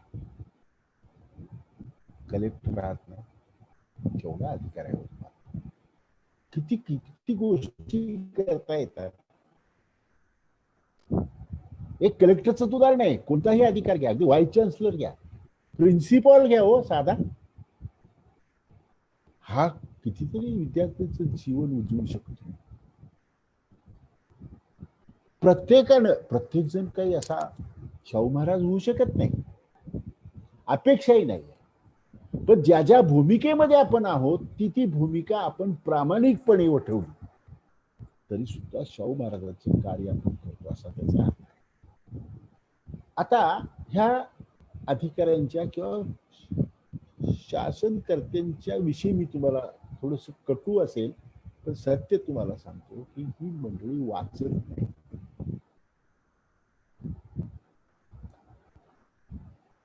माझा ग्रंथ प्रकाशित होऊन आता 20 वर्ष झाली. सर्वसामान्य जवळजवळ सगळ्या मंत्र्यांच्या टेबलावर माझा ग्रंथ गेलेला आहे त्या गेल्या 15-20 वर्षात. काही भेट दिला, काही लोक असतात ना आपली कामं करून घेण्यासाठी, त्यांनी माझ्या ग्रंथ बरेच घेऊन असे अनेकांना वाटले. तेव्हा एका मंत्र्याकडं 3-3, 4-4 ग्रंथ आले. कार्यकर्त्यांनी सांगितलं, हे बघा म्हणाल, त्यांनी आम्हाला वाचायला दिले, त्यांनी नाही वाचलं, मी नावं घेत नाही. दुःखाची गोष्ट आहे, एकाही मंत्र्यानं, एकाही आमदारानं, एकाही खासदारानं आजपर्यंत तुम्ही शाहू महाराजांचा हा ग्रंथ केला, फार चांगली गोष्ट झाली, शाहूंचं मुळे आम्हाला हे चरित्र कळालं, काय असं एक साधं 50 पैशाचं पत्र सुद्धा कोणी पाठवलेलं नाही. ही बोलाची कडी, बोलाचाच भाग आहे सगळा. म्हणून शाहू महाराज तसे नव्हते. शाहू महाराजांनी जगातले उत्तमातले उत्तम ग्रंथ वाचलेले. त्या काळामध्ये आमच्यातला सर्वात बुद्धिमान माणूस म्हणजे प्रबोधनकार ठाकरे, हुशार, बुद्धिमान, विद्वान. ते जेव्हा भेटले शाहू महाराजांना आणि विचारलं शाहू महाराजांनी काय काय वाचतोस, आणि मग त्यांनी सांगितलं हे वाचतो ते वाचतो. अरे म्हणाले, यापेक्षा शाहू महाराज धाड धाड धाड धाड 10-15 युरोपियन लोकांची ग्रंथाची नावं सांगितली, जी नावं सुद्धा केशव सीताराम ठाकरेंना माहित. अचंबित झाले. नुसती कण वाचून चालत नाही, नुसती दूरदृष्टी असून चालत नाही, ज्ञानी पण असावा. म्हणून हा राजर्षी आहे, लक्षात घ्या. राजर्षीचा अर्थ ऋषी आहे, तो ज्ञानी आहे. ऋषी म्हणजे तप करणारा नव्हे. मी माझ्या श्रोत्यांना सांगू इच्छितो की ऋषी जेव्हा राजर्षीचा अर्थ काय आहे, जे आम्ही लावतो तो अर्थ असा आहे. तो राजा तर आहेच, पण राजामधला ऋषी आहे, राजातला ज्ञानी आहे. आणि ऋषीचं कर्तव्य समाजाला मार्गदर्शन करणे. पूर्वीचे काळचे जे ऋषी होते ना, वशिष्ठ असतील, विश्वामित्र असतील, हे सगळे राजगुरू होते. राजाला ज्ञान देणारे होते, समाजाला वळण लावणारे होते, समाजाचं नेतृत्व करणारे होते, वैचारिक नेतृत्व करणारे. म्हणून शाहू महाराजांना ही बिरुदावली शोभून दिसते. तेव्हा शासन करता जर अज्ञानी असेल, फुले शाहू आंबेडकरांच्या नावाशिवाय जर त्याला दुसरं काही माहित नसेल, तर त्याला आतून कधी वाटणारच नाही हो.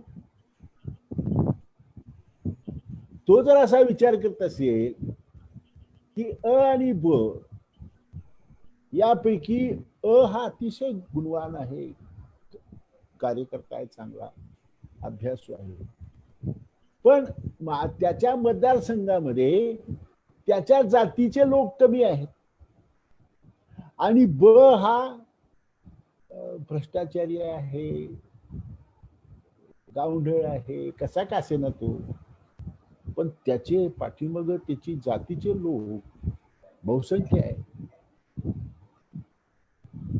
निवडणूक येण्याची शक्यता, निवडून येण्याची काय त्याला कुवत म्हणतो, ती कोणामध्ये आहे हा विचार केला जातो. त्यातून राज्यकर्ता निवडला जातो.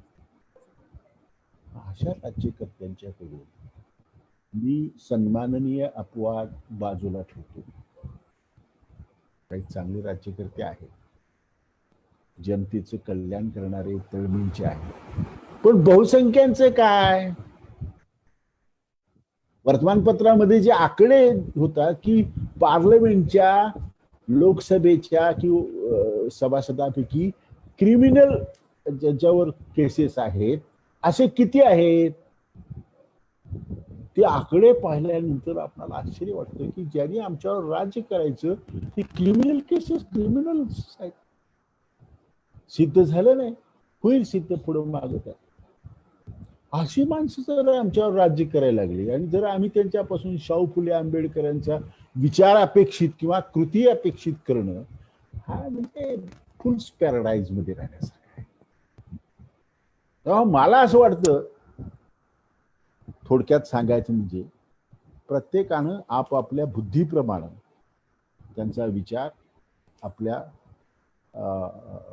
वर्तणुकीमध्ये, आपल्या वागणुकीमध्ये आणणं हाच एक त्याला, मला तरी स्वतःला असा उपाय वाटतो.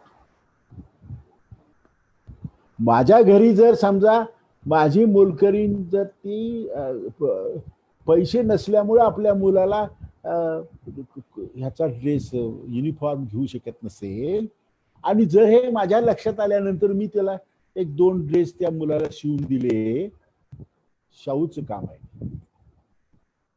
त्यासाठी मोठ्या शिक्षण संस्था, राधानगरी डॅम बांधायचं कारण नाही. ही भूमिका माझी स्वतःची आहे. आणि म्हणून अधिकाऱ्यांच्याकडून माझी अशी अपेक्षा आहे की कॉन्स्टिट्यूशन दिलेला सगळा अधिकार जो आहे तो फुलेस्ट वापरा. प्रसंगी नियम मोडून वापरा. नियम बाजूला ठेवून, आणि एक लक्षात घ्या, जो अधिकारी प्रसंगी नियम बाजूला ठेवून नियम मोडून लोकांचे कल्याण करतो तो खरा आदर्श शासक आहे. प्रसंगी दररोज नव्हे, कारण लोककल्याणाचे, आणि कुणी शेवटी त्याला सगळे माफ करतात. लक्षात घ्या. परवा एक उदाहरण फार प्रसिद्ध झालं वगैरे की प्रेसिडेंटची हे ताफा येत होता, तो एका सामान्य पोलिसांना अडवला, थांबा म्हणा. का तर एक तो रुग्णवाहिका तिला पहिल्यांदा वाट, आणि त्याचं कौतुक झालं. अहो हे ठीक आहे, हे प्रेसिडेंटची मिरवणूक ताफा होता म्हणून त्याचं कौतुक झालं. एरवी होतं का असं? व्हायला पाहिजे.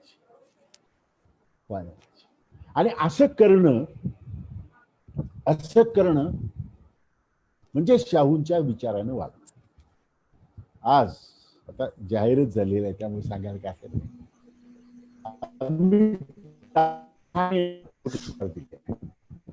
मीटिंग करूनच आलो मी, त्यामुळे थोडासा तात्याराव लहाने 1,62,000 नेत्रशस्त्रक्रिया आणि गोरगरिबांच्यावरती मानवतावादी कार्य केले त्या माणसाने. का पुरस्कार दिले त्यांना? असं नाही आहे. कलेच्या क्षेत्रामध्ये जो उत्तुंग कामगिरी केली असेल तिकडे आपण वळलेलोच नाही. कलेच्या क्षेत्रात शिक्षण आणि शेती आणि समाजकारण इकडेच आपलं चाललेलं आहे सगळं चर्चा. पण त्या क्षेत्रामध्ये ज्यांनी उत्तम कार्य केलेलं आहे त्यांनाही आम्ही शाहू पुरस्कार देतो. म्हणजे शाहूंचा विचार वेगवेगळ्या पद्धतीनं आपापल्या परीनं जो अवलंबतो, जो आचरणात आणतो, तो माझ्या दृष्टीनं शाहू प्रॉडक्ट आहे. शाहूंचा खरा अनुयायी आहे असं मला वाटतं. बरोबर आहे सर. आपण 1 तास 2 तासाच्या सत्रामध्ये शाहू जाणून घेणं हे खरंच खूप कठीण गोष्ट आहे. आणि ज्या ज्या क्षेत्रात शाहू महाराजांनी खरं म्हणजे स्वैर संचार केलेला आहे, त्याचा अभ्यास केलेला आहे, आणि तसेच अभ्यासू अधिकारी आपल्याला दिलेत ते यशस्वी करण्यासाठी. तरीही म्हणजे शाहू महाराजांनी एवढं मोठं कार्य केलं, इतक्या मोठ्या प्रमाणात त्यांनी आपली समाजाची उंची वाढवण्याचा प्रयत्न केला, मानसिक उंची. तरीही मला आठवतं मी शाळा शिकत असताना माझ्या वयाचे, म्हणजे मी तसा त्यातल्यापैकी बऱ्यापैकी तरुण पिढीचा प्रतिनिधी आहे, तरीही आम्ही शिकत असताना शाहू महाराजांनी काही वसतिगृह सुरू केली. शाहू महाराज कोल्हापूरचे संस्थानिक होते. ह्याच्या पलीकडे आम्हाला शाहू महाराजांचा इतिहासच काही सांगितला गेला नाही, आमच्या समोर आला नाही. म्हणजे आजही अनेक लोक कळत न कळत अजाणतेपणे कदाचित कुणीतरी रुजवलेली आहे त्यांच्या मनात ही भाषा, शाहू महाराज आवून गेलास का अशा पद्धतीनं उपहासानं म्हणतात. तेव्हा खरंच खेद वाटतो की माझा हा राजा, ह्या ज्यांच्यासाठी त्या राजानं आपला सर्वस्व वाहिलं, जीवन वाहिलं, त्या राजाचा परिचयही आम्हाला असू नये. हे कशामुळे घडलं, याच्या मागं नक्की काय होतं असं तुम्हाला वाटतंय? अज्ञान. अगदी एका शब्दात सांगायचं म्हटलं तर अज्ञान. दुसरं त्याला काही उत्तरच नाही ना. म्हणजे हे काहीच नाही आहे. ज्या वेळेला मी कोल्हापुरात आलो त्यावेळेला शाहू महाराजांच्या बद्दल जे ऐकायला मिळायचं त्यातलं 5% 10% सुद्धा आता राहिलेलं नाही. एका विशिष्ट वर्णाच्या घरामध्ये अजूनही ह्या कथा सांगितल्या जातात. आता काय करायचं सांगा. पण पूर्वी आमचे बहुजन समाजातलेच लोक सांगायचे. म्हणजे आता बहुजन समाजातलेच लोक शाहू महाराजांच्या कथा रंगवून सांगायचे, त्याच्यामध्ये शाहू महाराजांची नालस्ती व्हायची. हे कशाचं लक्षण आहे? हे बुद्धिमान माणसाचं लक्षण आहे? हे शहाण्या माणसाचं लक्षण आहे? हा मूर्ख माणसाचं लक्षण आहे? हे अज्ञानी माणसाचं लक्षण आहे? आणि हा मूर्खपणा, हा अज्ञानीपणा, हा ज्ञानाच्या प्रकाशानं जाणार. आणि तुम्हाला आता असं दिसेल की प्रत्येकाला असं वाटतंय की शाहू महाराज आपले. मी सकारात्मक पाहतो. मी सकारात्मक, मला खात्री आहे की हे प्रेम शाहू महाराजांच्या विषयी, आंबेडकरांच्या विषयी आणि फुल्यांच्या विषयी समाजामध्ये वाढतंय आणि तरुणांच्या मध्ये वाढतंय. आज मला इतके लोक भेटत आहेत, शाहूप्रेमी लोक भेटत आहेत, आणि मग ते ज्या जिव्हाळ्यानं बोलतायत, ज्या ममतेनं बोलतायत, त्यामुळे असं वाटतं की हा शाहूंचा विचार आज घराघरामध्ये गेलाय. मला आनंद आहे की मी एक त्याला थोडासा कारणीभूत झालेला आहे शाहू घराघरामध्ये गेल्यासाठी.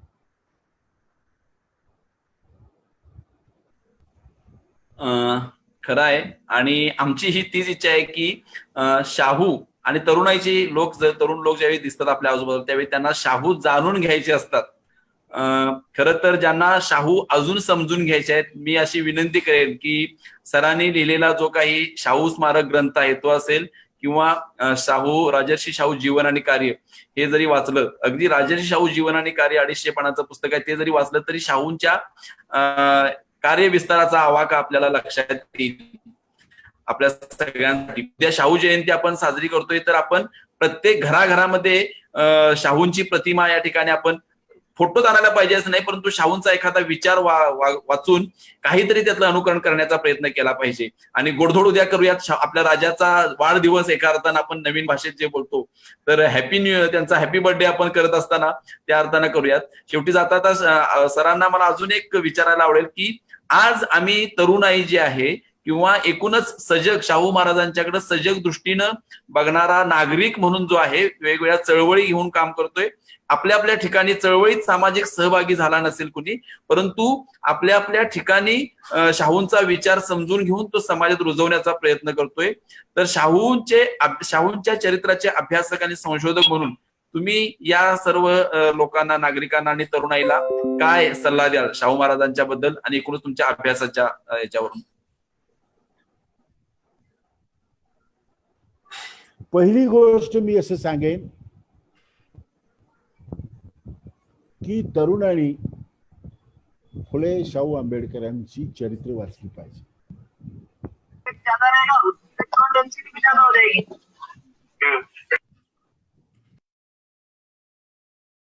म्यूट करा रे. आणि केवळ एवढ्या तिघांचीच नव्हे, पंजाबराव आहेत, गाडगे महाराज आहेत, त्याची वाचली तर पण किंमत तरी वाचा. एक दुसरी गोष्ट, बुद्धिवादी व्हायला पाहिजे. हे तिघही बुद्धिवादी आहेत, बुद्धी प्रामाण्यवादी आहेत. बुद्धीला जे पटेल ते स्वीकारायचं, परंपरेनं जे आलं ते नाही त्यांनी स्वीकारलं. सत्य असत्याशी मन केले ग्वाही, मानेले नाही बहुमता, तुकाराम महाराज म्हणतात. सत्यशोधक आहेत तुकाराम महाराज, फुले सत्यशोधक आहेत, शाहू महाराज सत्यशोधक. बहुमताच्या बाजूने गेले नाहीत. डॉक्टर आंबेडकर सत्यशोधक आहेत, सत्याच्या बाजूने जे गेले. बुद्धीला पटेल ते खरं. मला म्हणून बुद्धिवादी बना, विज्ञानवादी बना, वैज्ञानिक विचार अंगीकारा, तो तुम्हाला तारून नेईल. आज सुशिक्षित लोक सुद्धा जेव्हा ह्या बाबा लोकांच्या पाठीमागे लागतात, त्यांची कीव करावीशी वाटते. आणि उत्तरेत तरी बघायलाच नको. मला सांगा, फायरिंग करावं लागलं. ज्याच्या कथा, काय नाव त्याचं बरं, नाव तो तुरुंगात आहे आता. 2-3 लोक तुरुंगात आहेत त्याच्यातले. दादा आहे, बाबा रामपाल, राम रहीम. हा, राम रहीम मला. आता त्याचं चरित्र काय, आणि त्याला अटक केल्याबरोबर शेकडो हजारो लोक रस्त्यावर येतात. हे आसाराम, अहो काय, मी बघितलं ते सगळं लोक नाचतायत. कुठं संतांचे, कुठं तुकाराम महाराज, कुठं ज्ञानेश्वर माऊली, कुठं नानक आणि कुठं हा आसाराम बापू ते मी काय म्हणतो की ह्यासाठी विवेक पाहिजे. विवेकवाद. तुम्ही आता अनिश्चित सगळे लोक आहात, तुमचे हे तर मुख्य तत्व आहे विवेकवाद, आहे का? हो बरोबर आहे का? होय बरोबर. हा, विवेकवाद जो फुल्याने शिकवलेला आहे. विवेक विवेक. तुम्ही सुद्धा माणसं आहे, माणूस म्हणून तुम्हाला अधिकार पाहिजेत, हे पण माणसं आहेत, पण ह्याला जेवढा अधिकार आहे तेवढा तुम्हाला मिळाला पाहिजे, हे सांगणं म्हणजे विवेकवाद. बरोबर. विवेकवाद म्हणजे दुसरं काय असतं? विवेकानं घेणं, विवेकानं बोलणं, विवेकानं आचरण करणं आणि विवेकानं दुसऱ्याला वागायला लावणं, तो विवेकवाद. तेव्हा ह्या तरुण मंडळींना आता दुसरं मी काय सांगणार? जेवढे तुम्ही अभ्यासू व्हाल, मला या निमित्तानं खूप गोष्टी आम्ही माझ्या व्याख्यानामध्ये सांगत असतो, पण आम्ही मंडळी जातीपाती मानत नाही, खरं आहे. पण आज जो बहुजन समाज आपण म्हणतो, त्या बहुजन समाजामध्ये एक त्यातला एक भाग लक्षात घ्या. मी जे बोलतो आहे तो दलितेतर बहुजन समाजामध्ये. तुमच्या ह्या कार्यकर्त्यामध्ये काही सगळेच कार्यकर्ते तुम्ही अभ्यासू आहात, त्यामुळे तुम्हाला काही मला वेगळं सांगायचं नाही. परंतु मी निरीक्षण केलेलं आहे आणि ते निरीक्षण खोटं ठरलं तर फारच आनंद आहे. मी काय निरीक्षण केलं? मी पाहिलं तर दलित समाजामध्ये अत्यंत अभ्यासू मंडळी, त्याला तुम्ही सुद्धा मान्यता द्या, असा एक दलित सापडणार नाही ग्रॅज्युएट शिकणारा किंवा शिकलेला की ज्याच्याकडे डॉक्टर आंबेडकर, फुले, शाहू महाराजांचं एखाद दुसरं पुस्तक नाही आहे, एखाद दुसरं सुद्धा पुस्तक नाही. मी तुम्हाला मराठा, धनगर, साळी, माळी हा जो बहुजन समाज आहे त्याबद्दल बोलतोय. शेकडो तरुण तुम्हाला दाखवतो की ज्यांच्याकडे अंकलिपी सुद्धा नाही. फुले, शाहू, आंबेडकरांची पुस्तकं सोडून द्या. आज दलित समाज कोट्यावधी रुपयांची पुस्तकं विकत घेतोय आणि माझा बहुजन समाज, माझा म्हणजे सगळ्यांचाच बहुजन समाज आज काय करतोय, कशावर पैसे खर्च करतोय, मी सांगायला पाहिजे अशातला भाग नाही. हा, बरोबर.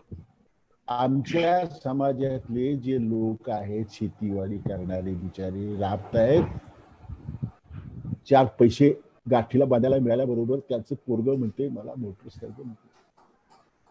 मी हे बोलतोय हे कटू आहे, लक्षात घ्या.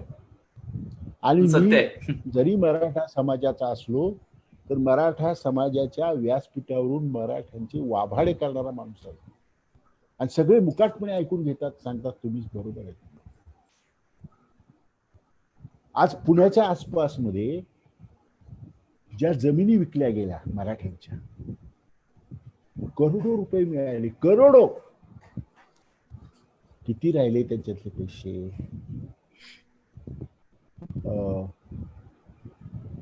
डान्स बार म्हणतात ना त्याला, डान्स बार. डान्स बार उधळले, करोडो रुपये उधळले गेले, बहुजन समाजाने उधळले. हे सगळं पाहिल्यानंतर मला असं वाटतं, कोण नाचते हो मिरवणुकीमध्ये? कोण नाचते मिरवणुकीमध्ये? एक तरी ब्राह्मण दाखवा.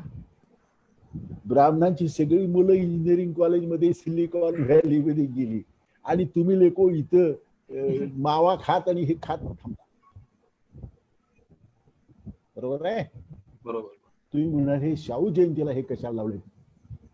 आवश्यक आहे ते. त्याचा विचार करता त्यावेळेला ह्या सगळ्यांचा विचार व्हायला पाहिजे. बुद्धिवादी व्हा, विज्ञानवादी व्हा, हे सांगणं हे सोपं आहे हो, सोपं आहे. प्रत्यक्षात ते काय चाललंय समाजामध्ये याचे सुद्धा आत्मपरीक्षण या निमित्तानं व्हायला पाहिजे. फुले जयंतीच्या निमित्तानं व्हायला पाहिजे, शाहू जयंतीच्या निमित्तानं, डॉक्टर आंबेडकरांच्या जयंतीच्या. आणि मी म्हणतो अरे त्यांचं अनुकरण करा, त्यांचं अनुकरण करा. आम्ही काही वाईट गोष्ट सांगत नाही, मी चांगलीच गोष्ट सांगतोय. तर जोपर्यंत तुम्ही अनुकरण करत नाही तोपर्यंत तुम्हाला फुले शाहू आंबेडकर समजणार. अभ्यासू व्यक्ती तुम्ही बांधली पाहिजे. आता दुसरं काय सांगणार, आयुष्यभर ज्या माणसानं अभ्यास केला ना, अजूनही जो माणूस अभ्यास करत असतो त्याच्यापासून दुसरी काय अपेक्षा तुम्ही करणार? तो सांगणार मला माझ्यासारखे सगळे होऊ नका अभ्यासू, परंतु निदान कामापुरते तरी अभ्यास व्हावं. त्यांनी काय सांगितलं? जेव्हा माझेच पै पाहुण्यांच्या लग्नात मध्ये जातो, जिथं मी पगडीवाला पुरोहित पाहतो, तिथं मी त्या परवा सांगितलं त्या ह्याला माझ्या पाहुण्यांच्या एका क्रिया म्हटलं, हा का आणला म्हटलं, तुम्ही कोल्हापुरातले ना, मराठी ना, शाहू महाराजांनी काय केलं माहित आहे का? वैदिक स्कूल काढलं. कशासाठी काढलं? ब्राह्मण काय आमचे शत्रू नाहीत हो, नाही. हा, ते पण इथलेच आहेत. पण ते म्हणाले की जर ब्राह्मण पुरोहित तुम्हाला शूद्र समजत असेल, कनिष्ठ समजत असेल, तर आपले पुरोहित निर्माण करा. धार्मिक स्वातंत्र्य, नुसतं मानसिक स्वातंत्र्य, हे सगळ्याचा विचार, सामाजिक स्वातंत्र्य, या सगळ्याचा विचार शाहू महाराजांनी केला. आज त्या कोल्हापूरमध्ये उच्चवर्णीय मराठ्यांच्या पासून ते ग्रामीण मराठ्याच्या पर्यंत भटजी शिवाय लग्न लावली जात नाहीत. हे कोल्हापूर जिल्ह्यामध्ये, शाहू महाराजांच्या जिल्ह्यामध्ये, मी ब्राह्मण द्वेष्टा नाही बरं का, इतर तरी लोक माझे मित्र आहेत आणि हे ब्राह्मणांनाही पटेल. कारण फुल्यांनी ब्राह्मण्याला विरोध केला, ब्राह्मणाला नाही हो. आणि महाराजांनी पडदा पद्धतीला विरोध केला, तिथं पुन्हा पालखीतून मुली आणण्याची प्रथा रुजते परत. काय करायचं मला सांगा. असं हे करणं, आता माझी मुलगी प्राध्यापिका आहे, काय लहानच्या कॉलेजची प्राचार्य आहे, ती मला नेहमी सांगत असते की त्या ज्या ठिकाणी काम करते आहे त्या ठिकाणी 10वी झाली की मुलीचं लग्न करायचं. ती म्हणाली चळवळ उभारायची गरज आहे. तिच्या परीने ती काम करत असते, म्हणजे ठिकठिकाणी जाणं, सांगणं, मुलींना शिकवा, लगेच लग्न करू नका. मला असं म्हणायचं आहे की कामच करायचं आहे, ज्याला कामच करायचं आहे त्याला डोंगरा एवढं काम आहे. आणि हे काम करणं म्हणजे शाहू महाराजांचं काम करणं आहे. मी काय हो सामान्य माणूस, मी कसलं काम करणार? अरे तुला भरपूर काम आहे करायला, तुझी इच्छा पाहिजे, तुझी इच्छा पाहिजे. केवढं काम पडलंय तुम्हाला सांगतो. शाहूंचा विचार घरोघरी जाण्यासाठी तू काय केलंस? शाहू चरित्र वाचलंस का? बरं वाचलं, तू दुसऱ्याला दिलंस का? तुझ्या घरामध्ये ग्रंथालय आहे का? तू रुकवत देतोस तुझ्या मुलीला. आता आम्ही ही सगळे काम करतोय, लक्षात घ्या. तर त्याला आम्ही सांगितल्यानंतर हो हो बरोबर आहे तुमचं. अरे मग आचरणात आणा ना. रुकवताला 10,000, 20,000, 50,000 खर्च करता. मी म्हणतो एक पुस्तकाचं कपाट द्या. काय वाईट सांगतोय? त्या मुलीला पुस्तकाचं कपाट जाऊन देत सरस्वती त्याच्याकडे. आता सरस्वती आवडत नाही काही लोकांना, सावित्रीबाई म्हणूया. किती सोपी गोष्ट आहे हो. असा विचार करणं आणि त्याप्रमाणे वागणं म्हणजे फुले शाहू आंबेडकरांचा विचार अंमलात आणणं. हे माझी भूमिका नव्या तरुण पिढीला असं सांगायचं की तुमच्यापासून सुरुवात करा, तुमच्यापासून सुरुवात करा. की मी महिन्याला एक पुस्तक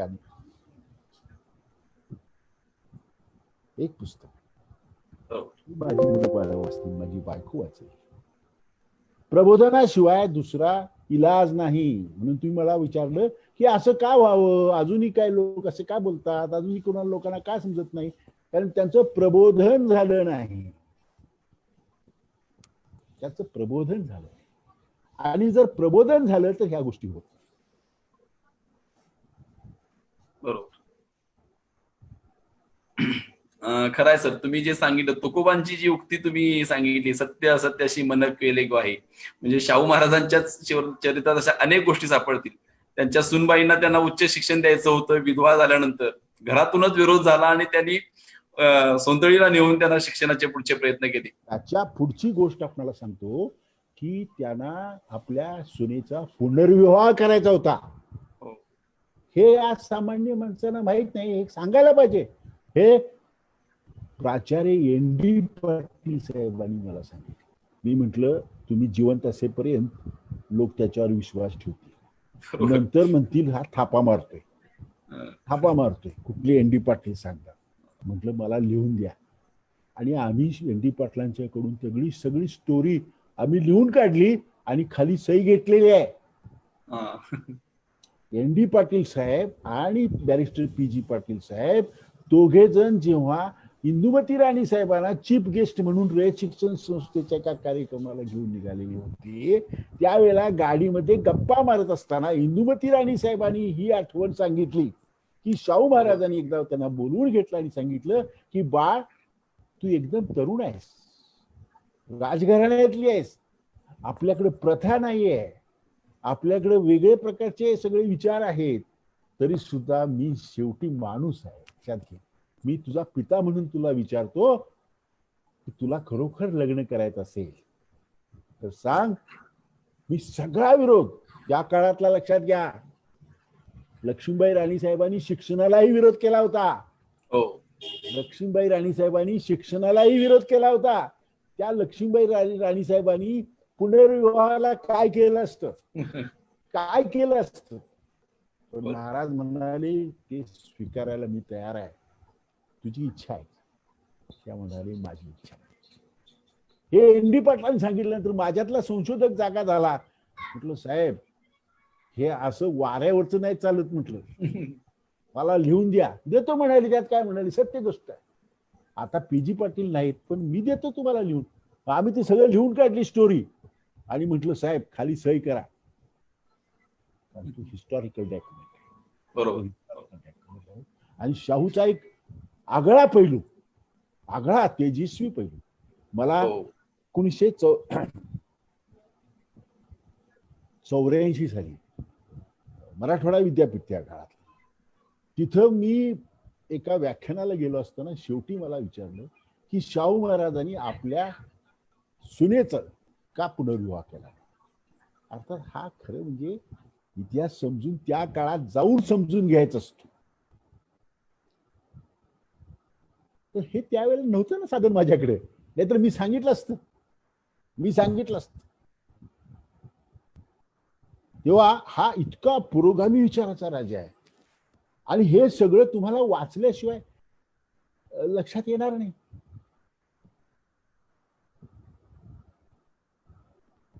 त्याबरोबर त्यांच्या बहिणीच्या आंतरजातीय विवाहाची गोष्ट असेल किंवा स्वतः राजेपद सोडण्याची तयारी आम्ही ठेवली पाहिजे अशा पद्धतीचं वक्तव्य असेल, ब्राह्मण ब्युरोक्रसी नाही तर मराठा ब्युरोक्रसी सुद्धा होऊ नये अशा प्रकारची त्यांची वक्तव्य असतील.